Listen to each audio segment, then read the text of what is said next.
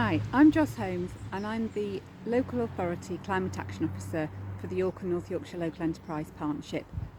And before that, I worked for many years at Rydale District Council, helping them produce their Climate Action Plan in 2019. As part of that plan, we wanted to reduce carbon emissions in all the services that Rydale District Council produce, but also to influence the wider community. So this little homemade video is for Rydale Environment Week, to update you on how we're getting on with our Rydale Village Hall battery storage and solar array project. So here we are outside my village hall, on which I'm on the management committee, and as you can see we've got a lovely south facing roof.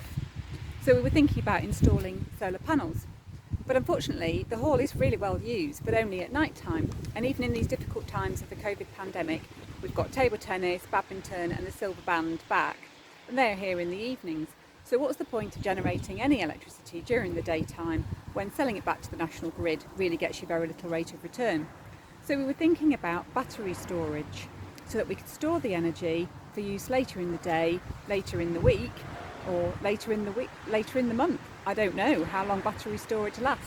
I didn't really know very much about the subject at all, so really needed to get some further help, some expertise on this subject. So working with the Rydale Village Halls Network and Community First Yorkshire, we floated the idea of a collaborative project where we could look at lots of village halls and the potential for battery storage with solar arrays. So we're working with 28 village halls. Thank you very much to Kirby Misverton Village Hall for taking the lead on this project, and we applied successfully to the Rural Community Energy Fund for a feasibility study, and we've appointed Locogen consultants who are now working with those halls to look at their energy usage and the aspect of the buildings, whether they're south-facing, how big their roof is, etc., to ascertain the financial and the technical viability of each project. And then they're going to take forward a much more in-depth study of the 20 most viable projects and develop a business plan for in each case.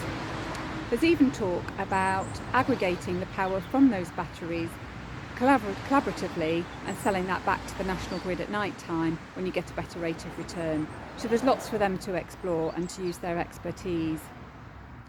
I think battery technology is improving tremendously, and it's going to be a great advantage in the future, partly because it means you can use spent electric vehicle batteries in a very productive way without having to actually recycle them, and also because in the future, as homeowners use a lot more electric power to recharge their electric vehicles at home, the national grid is going to have to rebalance the supply and demand, and using battery technology is going to be central to that, we think, in the development of local area energy plans.